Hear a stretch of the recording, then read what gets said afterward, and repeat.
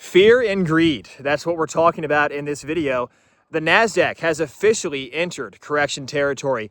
What does this mean for you as an investor? And are we headed towards something much worse, especially as we see oil cross $100 a barrel, and especially as we see all of these geopolitical tensions overseas and everything else? What is going to happen also to this AI narrative? I mean, what about that, right?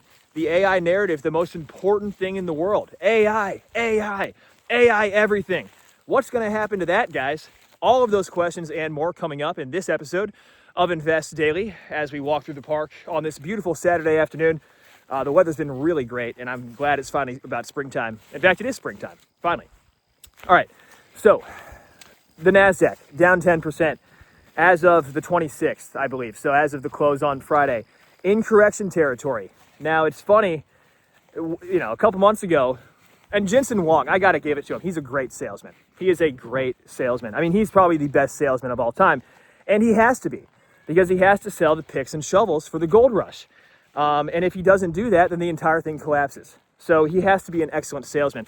But man, this guy is just, every day, you see him in a new press conference. It seems like he's trying harder and harder and harder to push this narrative of AI. And it just seems like the effort is getting extraordinary at this point. Now, what I've always said, and I'll continue to say this, you know, people think, oh, it's a bubble, this is it, it's going to crash. And then you have the other people who are saying, AI, it's the most revolutionary technology of our lifetime. AI, we worship you, AI. Okay, so I've always been kind of one that's in the middle. I do see the technology, I do see the potential, but I also see the mania, I see the hype, I see the craziness, and I see greed. I smell greed when I see it. And I know for a fact that we are in a massive greed cycle. And that can only mean one thing. The fear is around the corner.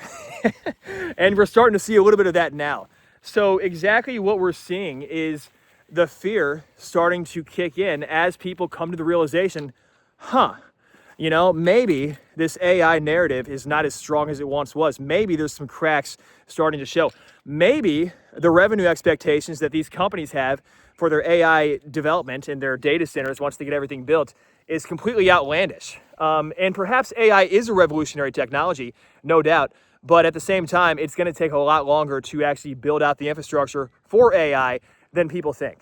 I mean, it really is. And I don't care how fast they move with these data centers, how much capital they have. They could have $20 trillion in capital ready to invest tomorrow. It's still going to take time.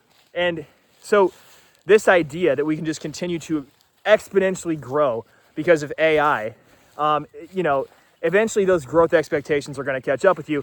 Eventually the mania that everybody had is going to catch up with you as well. You know, there is a mania going on. And the mania is such that it is comparable to the dot-com bubble. And that's what I compare it to. Now, let me know if you think I'm wrong. Let me know if you think I'm crazy. But this will come tumbling down. There is no doubt in my mind. But the thing is, people forget this can continue a lot longer than you think. Like, seriously, it can continue on for years. You know, think about this. This could be 1996, and we still have 4 more years of this thing, you know, roughly. So, you know, March 2000 is that when it crashed for the dot-com bubble. So we can still have 4 more years of this mania. You know, people talk about a correction. Wait till you see a 50% crash in the S&P 500. That's a real bear market. But, you know, people aren't used to that. And especially since quantitative easing, low interest rates, all this stuff that we've gotten accustomed to. And that's one of the reasons why we have this K-shaped economy. That's a whole different story. But the Federal Reserve is the one exacerbating this wealth inequality problem. You can blame it on greedy corporations. You can blame it on other things. And I'm not saying these a lot of these corporations are extremely greedy, and they always have been. But I feel like the greed's gotten worse with all this AI stuff. And, you know, at the end of the day, these companies are racing to get rich from AI, racing to develop this AI. And there is a massive FOMO, not just internally with these companies, but also externally with people trying to invest in AI stocks, trying to get in on the ground floor on this new opportunity because it's the once in a lifetime opportunity. The FOMO is real, and we know how this turns out. It does not matter what it is. I don't care what anybody says. Jensen Huang is a great salesman. probably the best salesman of our time. AI may very well be the most revolutionary technology of our time, but it doesn't mean that it's going to get developed tomorrow and then we're going to have 80% job loss. I mean, you know, that's insane. So this, what I see personally, and like I said, correct me if I'm wrong, or if you think I'm full of shit, because I probably am. But at the end of the day, you know, I see this playing out over a 20-year time frame, just like the internet. I see maybe 10 years, but I see this playing out over a multi-decade time frame. I think, you know, we are going to see a massive crash. We are going to see a massive bear market at some point. And I don't know when, obviously, but there's no way this can continue onward in this circular jerk of companies, where, you know, you got all these circular deals going on. NVIDIA's at the forefront, the poster child, and, you know, money's just being, you know, who knows where all this money's going. They say it's being invested into AI, but they put so much up for these data centers and everything. I mean, you're going to have massive revenue growth. And is there the demand? I mean, yes, there's demand for AI, obviously, but from a consumer perspective, I mean, a lot of consumers are really weary about AI. So these massive revenue projections they have, I don't know where they're getting them from, but I can tell you a significant portion of the US population doesn't even want to touch AI. So, you know, they don't like it. They're afraid it's going to take their job or whatever it is. But what do you think? I mean, I think this is way overblown, and I think it's hilarious how not everybody, but a lot of people are freaking out because we had a correction in the Nasdaq, and now they think this whole AI narrative's over. I mean, at a certain point, this greed is going to turn to fear, no doubt about that. But it's far from over, guys. You know, fool if you think it's over, right? But at the end of the day, it's far from over. Far from over. This is just the beginning of a multi-decade trend. Artificial intelligence is here to stay. But, you know, the problem is we're going to see a massive transition from greed to fear. And when that happens, the fear could be a lot worse than the greed.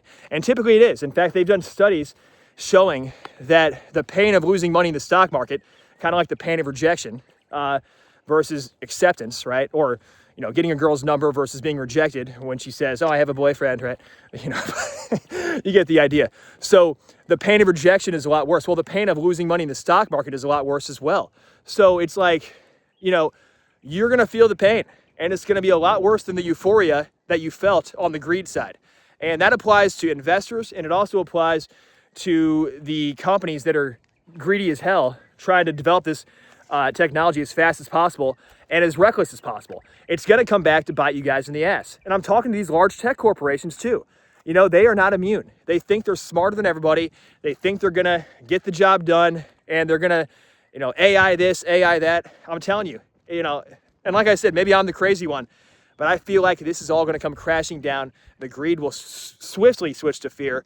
And it could be another 4 years before that happens. So who knows, right? But my rant's over. I just wanted to give you my perspective. The Nasdaq is officially in correction territory. What do you think of this? Let me know in the comments down below. Check out investdaily.app for all your stock market and finance needs. Totally free. A lot of the stuff on there and a lot of valuable information, especially if you're new to the stock market. So check it out. Investdaily.app, investdaily.app/education for free stock market articles and stuff like that as well. Check it out in the description, and we will see you in the next one. Take care, everybody.